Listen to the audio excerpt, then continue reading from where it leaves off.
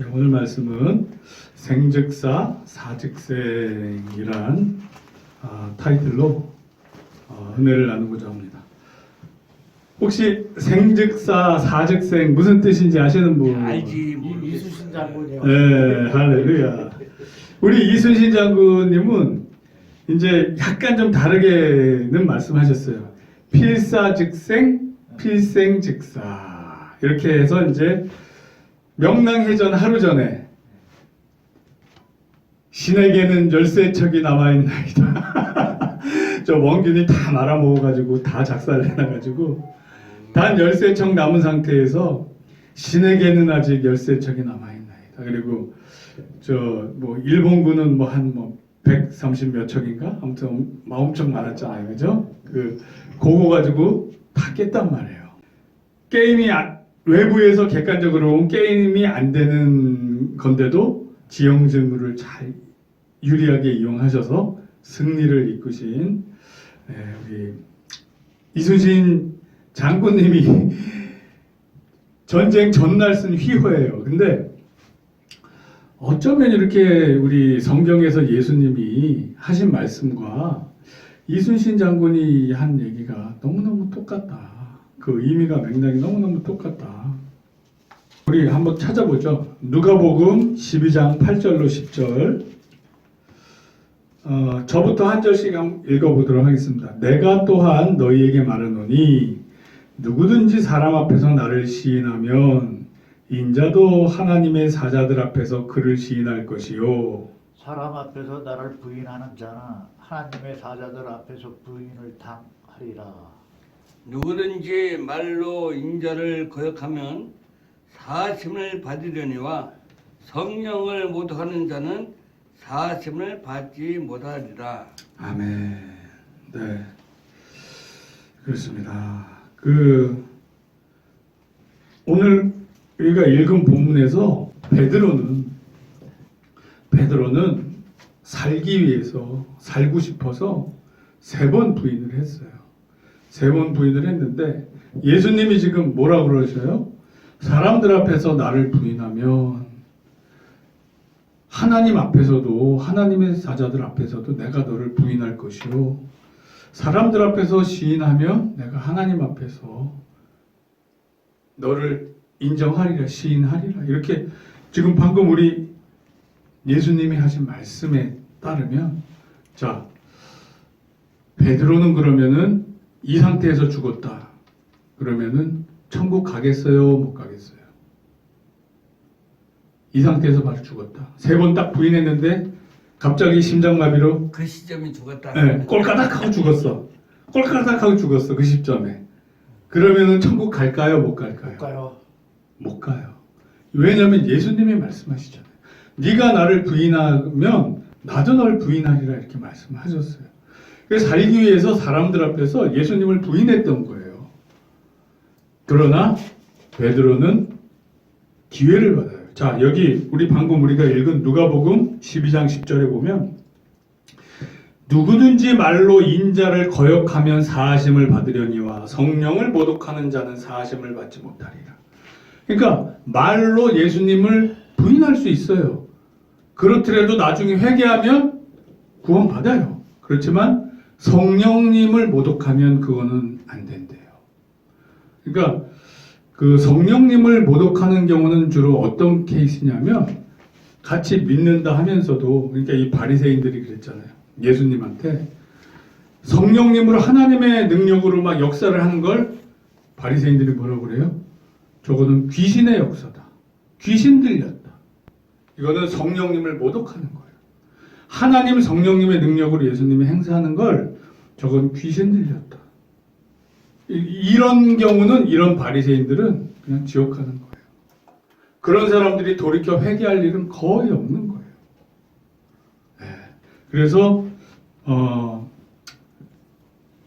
영 분별이 중요한데 적어도 하나님의 일을 하는 목사나 교회들에 대해서는 함부로 판단을 하면 안 돼요. 로마서에도 나와 있어요. 네가 누구 가운데 남을 판단하느냐. 그러니까 하나님 앞에 각자 서서 판단을 받기 때문에 그거는 되게 조심해야 돼요, 우리들은. 어떤 교회나 뭐 목사나 이런 사람들은 조심해서 잘 분별해야 돼요. 확신이 서지 않으면 함부로 정지하거나 판단하면 안 돼요. 왜냐하면 자칫 잘못하면 성령을 모독하는 경우가 될 수 있으니까. 뭐 하나님이 시켜서 하는 건데 혹시라도 우리가 저거 귀신 들려서 저거 귀신짓 한다 이렇게 잘못해버리면 이건 되게 위험하게 되는 거기 때문에. 예. 그러나 나 예수님 안 믿어. 예수님이 무슨 하나님의 아들이야. 이렇게 지금은 예수님 안 믿는 사람들이 많을지라도 이런 사람들에게는 기회가 있다. 이런 사람들에게는 베드로도 부인을 했었는데 구원받았잖아요. 자, 그러면 누가복음 22장 61절 한번 다시 찾아보자고요. 누가복음 한번 큰 소리를 읽어 주께서 돌이켜 베드로를 보시니 베드로가 주의 말씀 곧 오늘 다을기 전에 내가 3번 나를 부인하리라 하심이 생각나서 밖에 나가서 심히 통곡하니라. 아멘. 자, 자기가 예수님이 그랬단 말이에요. 너 다굴기 전에 3번 나를 부인하리라. 근데 아닙니다. 저는 죽기까지 따르겠습니다. 그랬지만 막상 자기가 그런 위기 앞에서는 예수님을 3번 부인하고 나서 여기 보면 61절에 보면 그 60절에 보면 베드로가 이르되 이 사람아 나는 내가 하는 말을 알지 못하노라고 아직 말하고 있을 때에 닭이 곧 울더라. 그러니까 3번째 부인하는 순간 닭이 울었는데 61절에 보면 주께서 돌이켜 베드로를 보시니 지금 부인하고 있는 베드로를 주님께서 잡혀 있는 상태에서 보셨어요. 자, 이거를 누가가 적었단 말이에요. 그죠? 누가가 이 복음을 적었어요. 그러면 어떻게 예수님이 베드로를 봤는지 알고 적었겠어요? 베드로가 이 얘기를 해줬으니까 누가가 그 얘기를 듣고 적은 거란 말이에요. 즉 무슨 얘기냐? 베드로가 3번 부인하면서 예수님과 눈이 마주친 거예요. 베드로가 3번 부인할 적에 예수님과 눈이 맞았어요.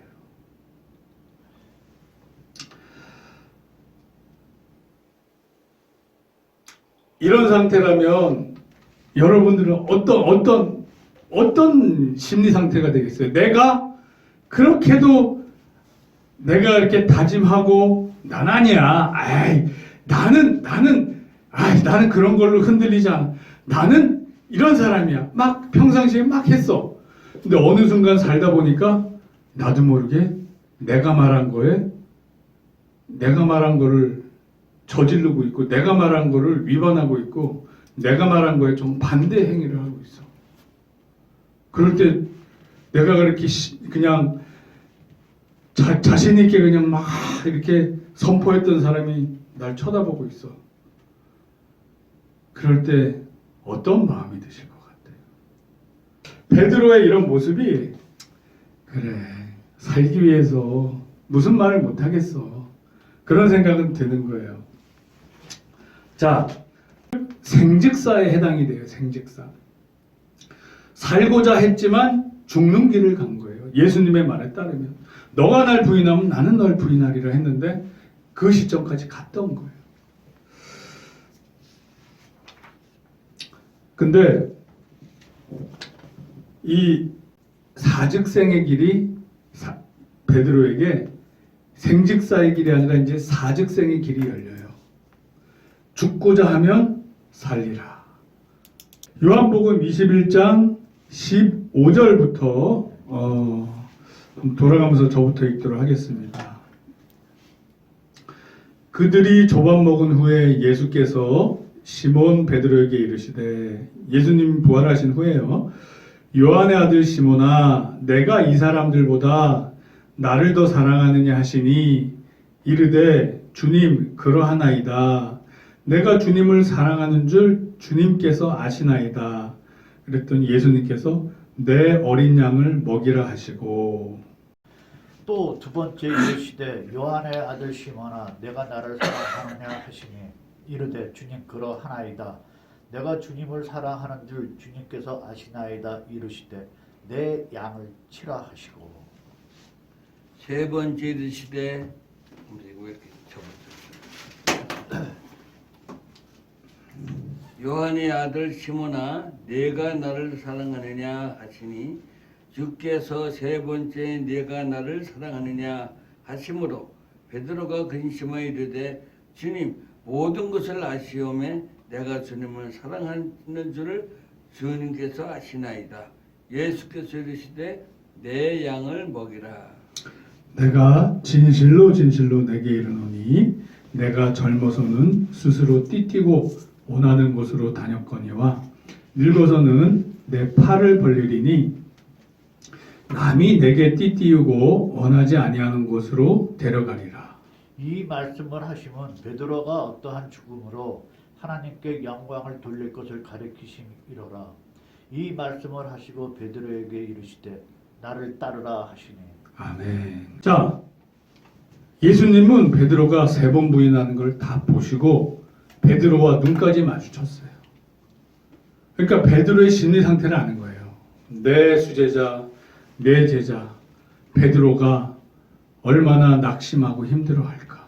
내 앞에서 그렇게 당당하게 떳떳하게 저는 죽기까지 주님을 따르겠나이다 해놓고 그냥 몇 시간도 지나지 않아서 살기 위해서 나는 모릅니다. 나는 모릅니다. 나는 모릅니다. 3번 부인하고 그 3번 부인한 시점에 예수님과 눈까지 마주쳤어요. 그 좌절감. 그리고 베드로는 나와서 울었단 말이에요. 자기 자신이 얼마나 연약하고 부족함을 깨닫고 원통해서 울었겠어요. 아, 내가 예수님을 배반했구나. 눈앞에서 보는 데서 그냥 살기 위해 배반했구나. 그 예수님 부활하셔서 이제 베드로한테 찾아오신 거예요. 3번 부인한 걸 이제 갚아주시는 거예요. 베드로는 이전에 부활하시고 이제 식탁에 와서도 이제 믿었단 말이에요. 이제 구원은 받았어요.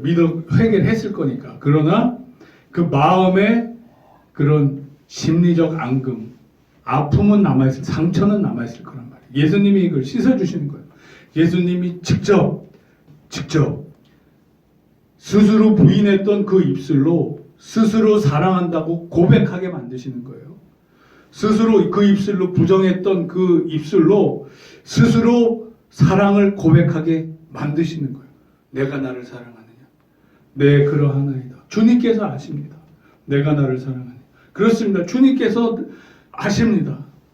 내가 나를 사랑하느냐? 그러니까 막 염려스러운 거야. 계속 물어보시니까 결국 3번을 다 채우신 거예요. 왜? 베드로가 3번 부인했으니까. 네 입으로 날 부인했지. 너 그렇게 죽으면 넌 지옥 가. 그러니까 네 입으로 다시 회복해. 날 사랑한다고 고백해. 나를 인정하고 나를 믿고 사랑한다고 고백해. 내가 나를 사랑하느냐? 주님께서 아시나이다. 주님께서 아시나이다. 그러합니다. 3번 회복시켜 주셨어요. 그러니까 회복이 된 다음에 예수님이 뭐라고 그래요? 내가 진실로 진실로 내게 이르노니 내가 젊어서는 스스로 띠띠고 원하는 곳으로 다녔거니와 늙어서는 내 팔을 벌리니 남이 내게 띠띠고 원하지 아니하는 곳으로 데려가리라. 너도 십자가 지고 죽을 거다.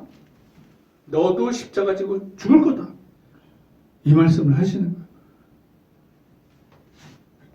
이 말씀하시면 베드로가 어떠한 죽음으로 하나님께 영광 돌릴 것을 가리키심이로라. 이 말씀을 하시고 베드로에게 이르시되 나를 따르라. 베드로야 너도 나처럼